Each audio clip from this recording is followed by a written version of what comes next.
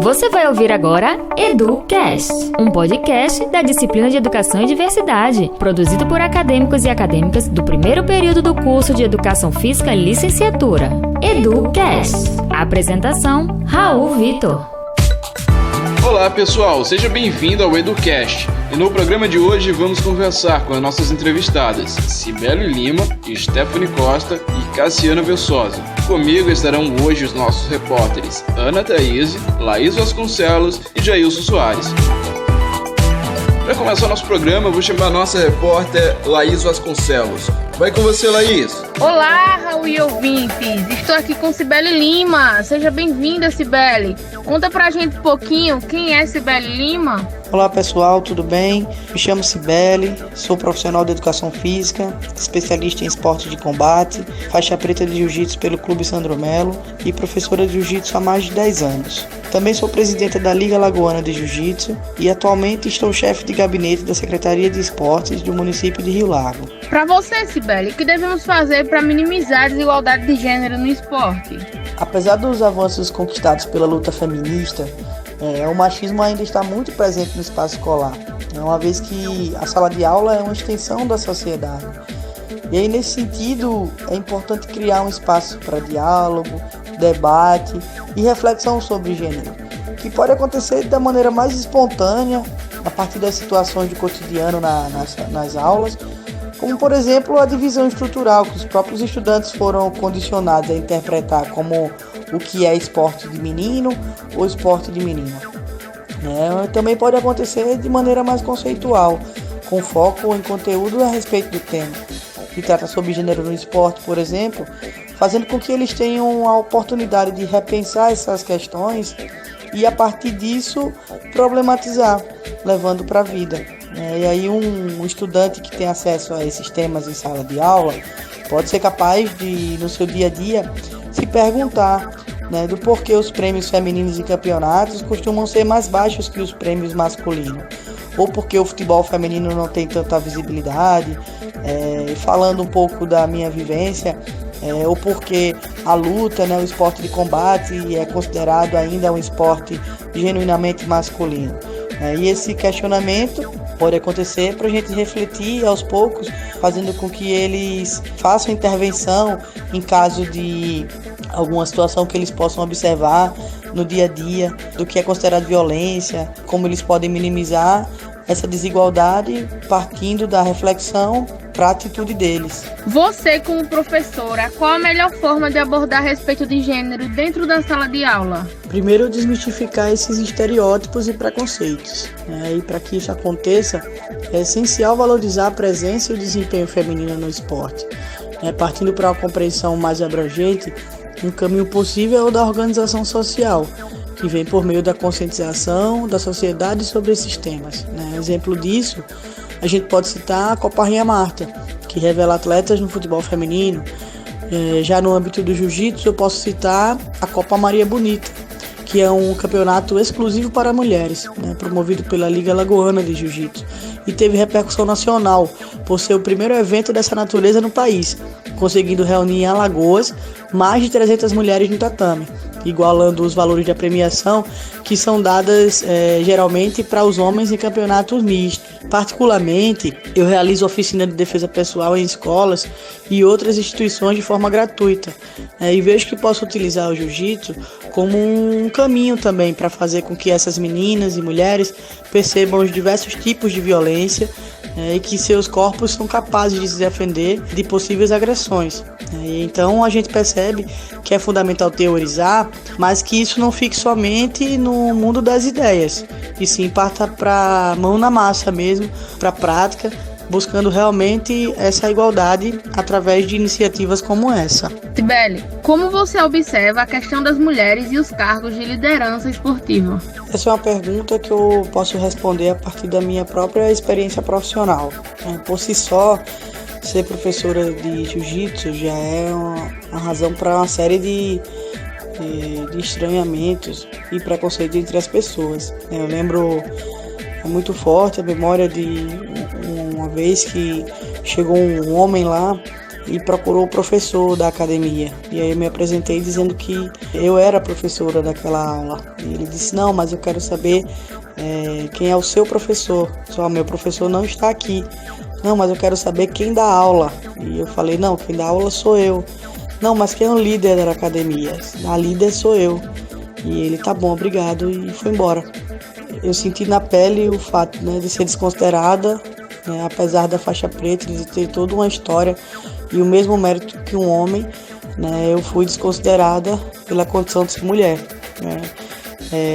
E essas minhas narrativas representam muito do que muitas outras mulheres em cargos de liderança esportiva passam pelo Brasil afora, né? Considerando a porcentagem de mulheres que compõem a população brasileira, mais de 50%, estamos muito aquém do número de mulheres que ocupam cargos de liderança no esporte. Por outro lado, já encontramos figuras importantes, influentes nesse âmbito, como a ex-secretária de esporte em Alagoas, né, e única mulher a assumir a pasta, Cláudia Petuba. Tenho também como inspiração a professora Bianca Andrade, né, que é ex-campeã mundial de jiu-jitsu, alagoana e grande referência para as mulheres nesse esporte. Hoje assumo uma pasta de liderança, de gestão esportiva, porque carrego comigo uma história, né, construída de enfrentamento e de ocupação nesses espaços. Então é preciso que continuemos forçando nossa entrada no âmbito das lideranças, né, para garantirmos não só a igualdade de gênero, mas também justiça social. Prazer enorme ter você em nosso podcast e vamos seguir essa dica para a gente minimizar a desigualdade de gênero no esporte. Muito obrigada, Cibele. Gostaria de agradecer pelo convite e por fazer o link entre os ensinamentos do tatame para o âmbito acadêmico. Desejo que vocês, futuros profissionais, atuem na promoção da igualdade de gênero e que ao longo do curso absorvam o conhecimento necessário para oferecer uma educação física plural e de qualidade. Finalizo, né, e deixo aqui 2 leituras como referência para esse momento. Um é um livro chamado Nos Domínios do Futebol Feminino, do professor Heriberto Lessa. O livro foi publicado pela EduFal e traz apontamentos importantes para esse tema. Deixo também outra leitura, que é uma entrevista do projeto FAO e Sociedade, entre a jornalista Lenilda Luna com a professora Elvira Barreto. É uma referência com relação ao debate sobre a atuação da mulher na sociedade. Abraço em todos e todas, espero que tenha contribuído e bons estudos. Curiosidades. Você sabia? O Women's National Physique Championship foi assegurado em Canton, Ohio, em 1978. E é geralmente considerado como o primeiro verdadeiro campeonato de fisiculturismo feminino, quer dizer, a primeira competição onde os concorrentes foram julgados somente em muscularidade. Já já tem mais curiosidades para você. Você está ouvindo EduCast. Pois é, ouvintes, voltamos aqui em nossos estúdios para mais uma entrevista e quem está por lá é nosso repórter Jailson Soares. Vem com a gente, Jailson! Olá, Raul. Agora estamos aqui com a Stephanie Costa.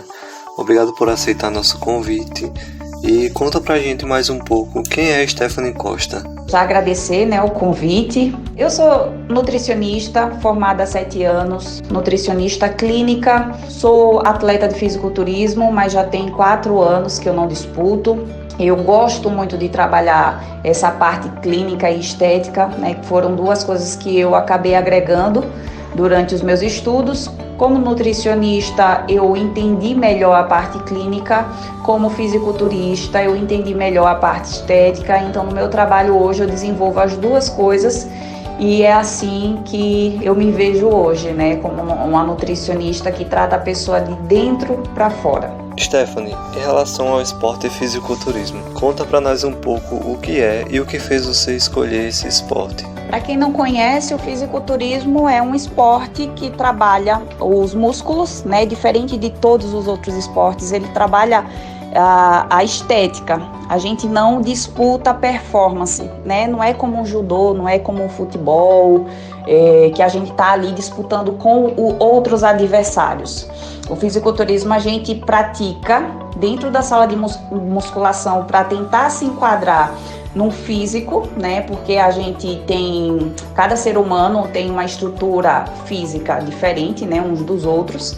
E o fisiculturismo ele é dividido por categoria, né? Eu disputei, né, todos esses anos na categoria Body Fitness, que é uma categoria onde você mostra muito mais definição e muito mais volume de braço e costas, né? Tem outras categorias, que é a biquíni para aquela menina mais magrinha, que é o wellness para aquela mulher que tem um corpo mais cheinho, com a perna mais grossa, né? Quadril mais largo. Então as categorias são divididas dessa forma. A gente vai se preparar para um campeonato, a gente passa por uma preparação de mais ou menos 3-4 meses, fazendo dieta e treino específico para poder ficar pronto na hora do show. E no dia do evento, a gente vai lá só mostrar o resultado desse trabalho, né? Então a gente sempre associa, junto com a musculação, uma dieta impecável, uma suplementação impecável. Então, assim, é um ritmo que a gente se comporta ali 100% no foco até chegar o dia da apresentação.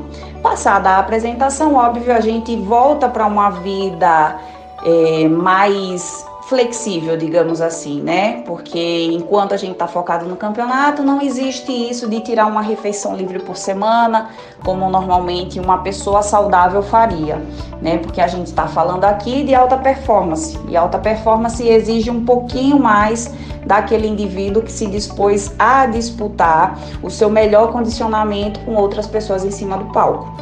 A minha carreira no fisiculturismo começou de uma forma muito engraçada.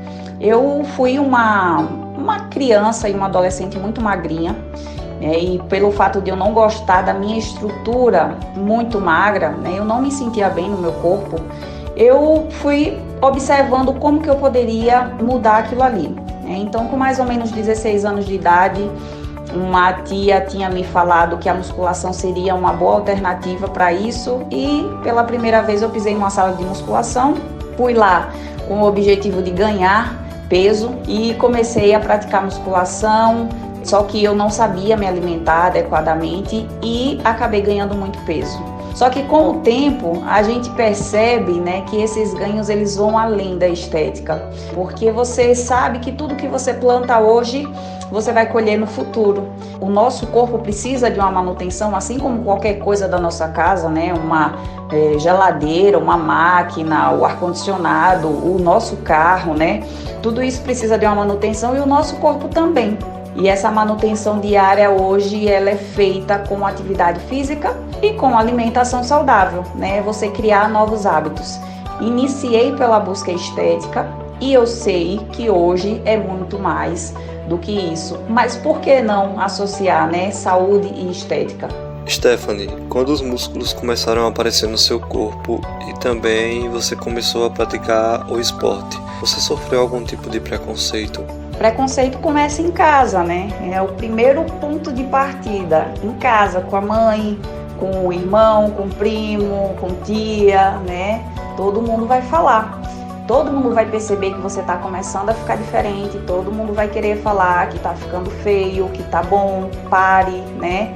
Então, essa questão assim, me incomodou? Incomodou. Inicialmente eu não tinha maturidade para poder encarar essa dinâmica, né?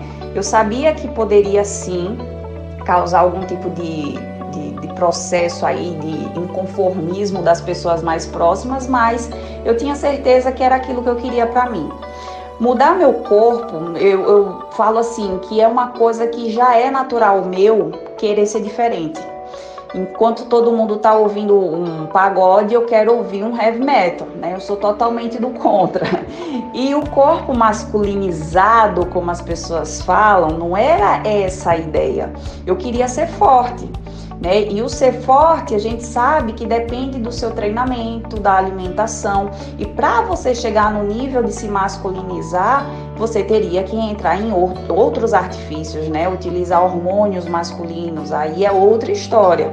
Mas você treinar, fazer sua suplementação e comer como deve comer para mudar seu corpo, para que ele mostre mais músculo, isso não vai te deixar masculinizada. Essa informação eu tinha na minha cabeça, né? Então, como eu era a pessoa que detinha mais conhecimento do que os outros, eu simplesmente tentava filtrar, né, todos os comentários negativos para poder seguir em frente.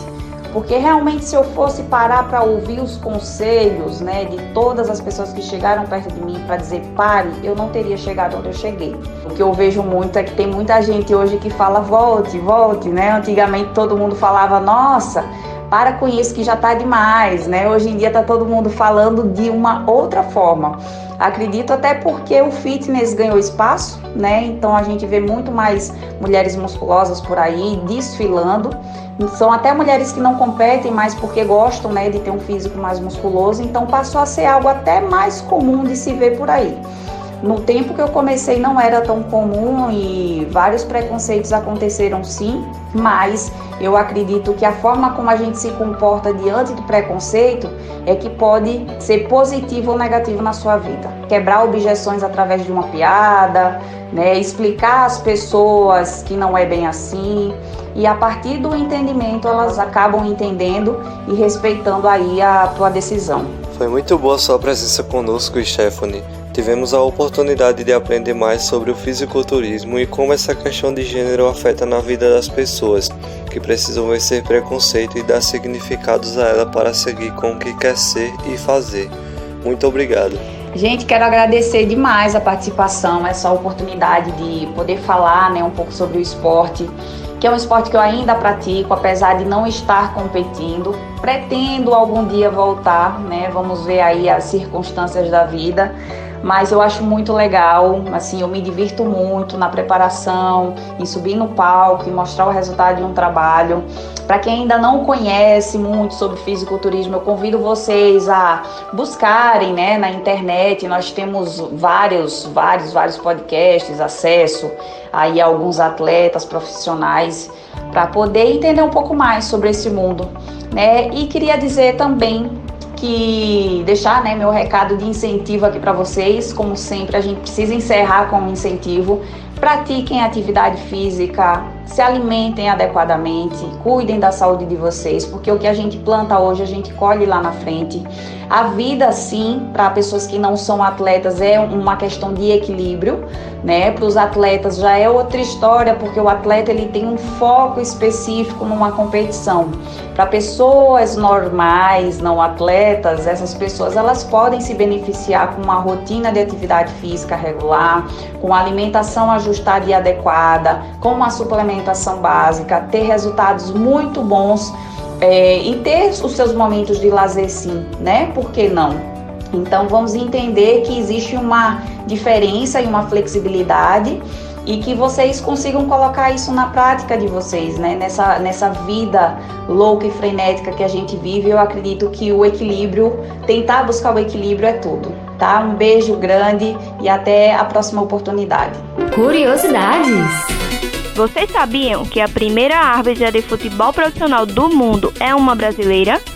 Ela se chama Azalea de Campos Forneiro Medina, mais conhecida como Lea Campos. É uma mineira formada em Educação Física e Jornalismo. A estreia de Lea foi realizada no México no ano de 1971, o primeiro amistoso de futebol feminino do mundo. Hoje, Lea está aposentada e mora nos Estados Unidos. Você está ouvindo EduCast. Estamos de volta, pessoal. Vocês também podem estar participando através do nosso WhatsApp. Segue o número 829962896. E agora vamos chamar a repórter Ana Thaís com mais uma entrevistada. Oi, Raul e ouvintes. Vamos entrevistar agora a Cassiana Versosa, que é pedagoga, pós-graduada em Educação Infantil, comandante da Guarda Civil Municipal de São Miguel dos Milagres, bugueira e também árbitra de futebol. Cassiana, que bom ter você aqui conosco. Para você, como é ser árbitra de futebol? Olá, pessoal. É um prazer participar com vocês desse podcast. É maravilhoso, assim como qualquer outra profissão que você escolhe para ser na sua vida.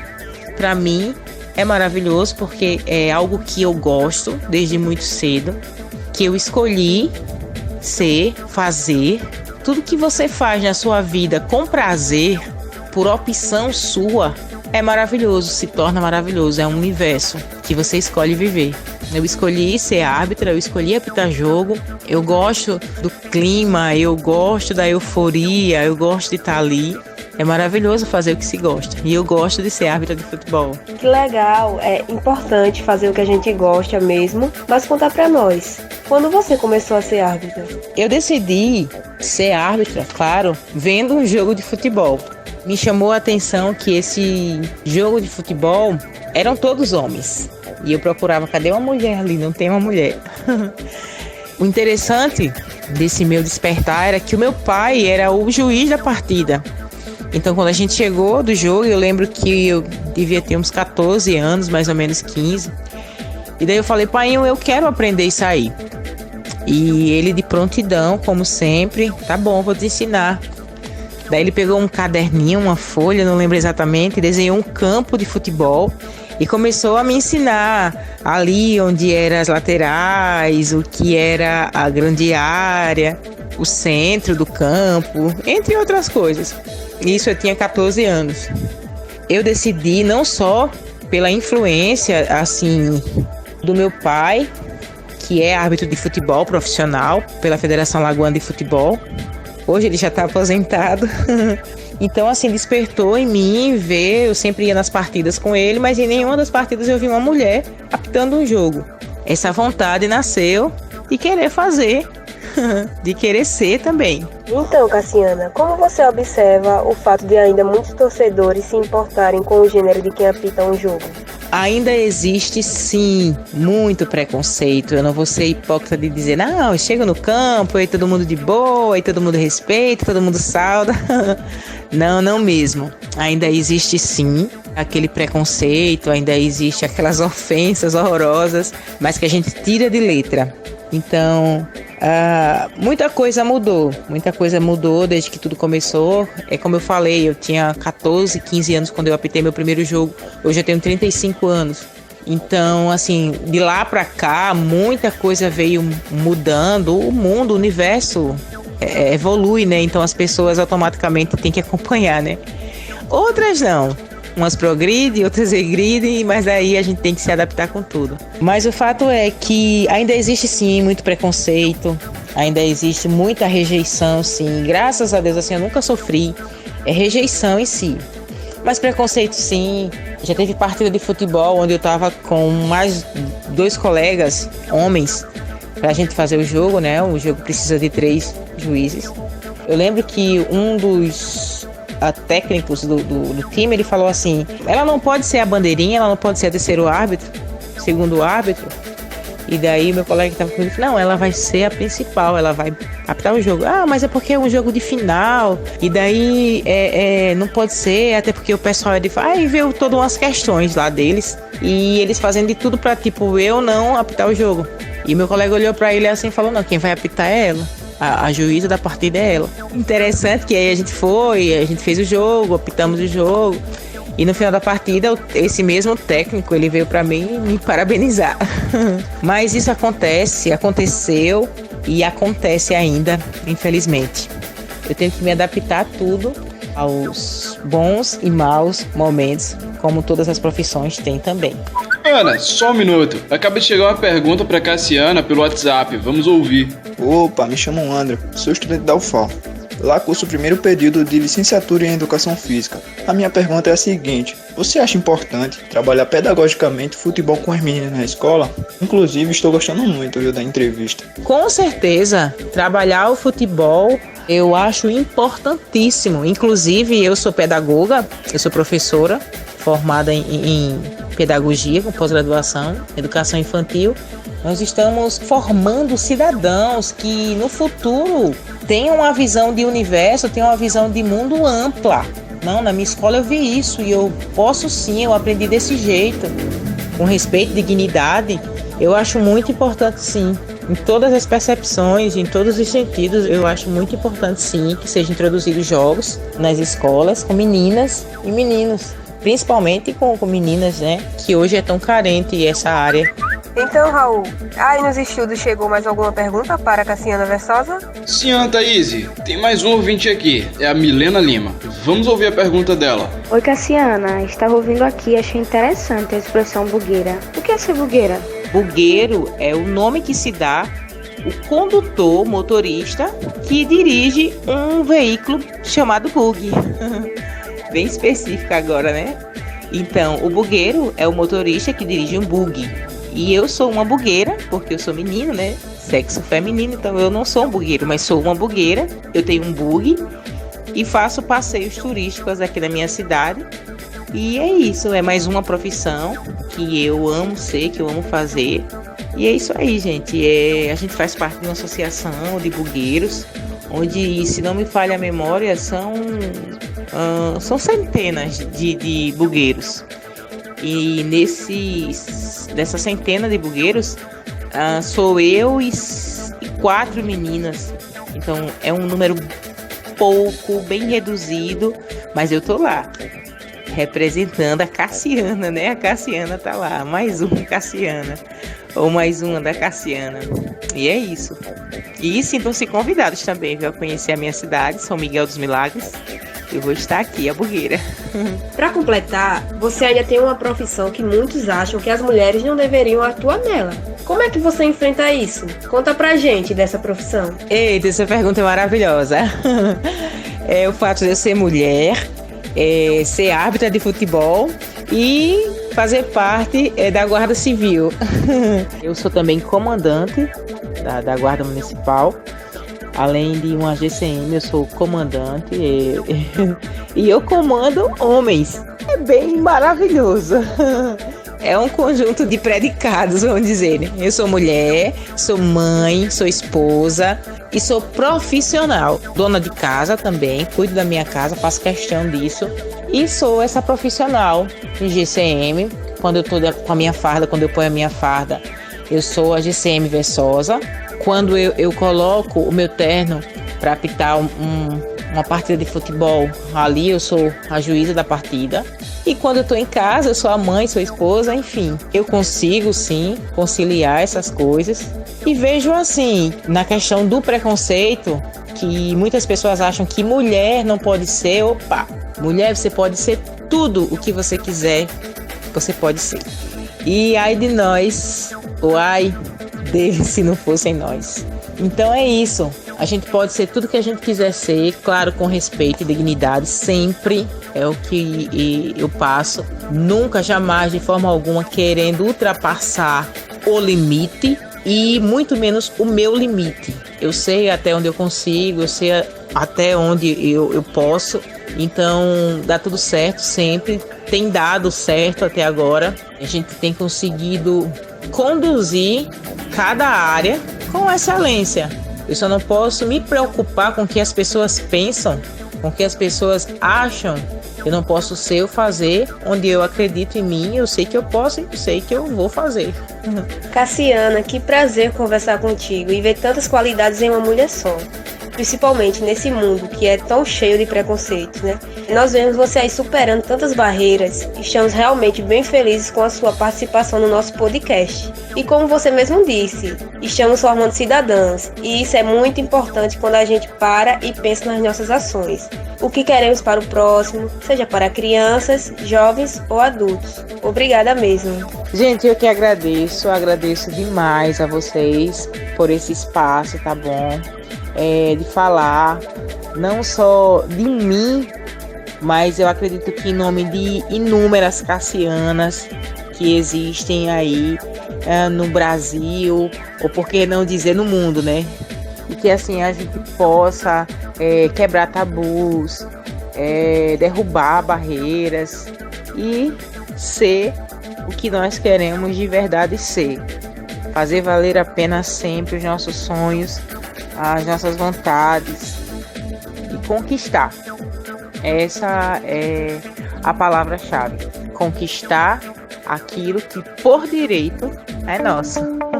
Poxa, pessoal, chegamos ao fim do nosso podcast. Espero que tenha ensinado a vocês como é importante pensarmos sobre gênero e sobre as diversidades. Vimos tantas mulheres exercendo papéis que antes eram só para homens. Eu curti muito. E você? Fique sempre ligado. Até o próximo EduCast. Até lá. Esse foi EduCast, o podcast dos alunos de Educação e Diversidade do IF.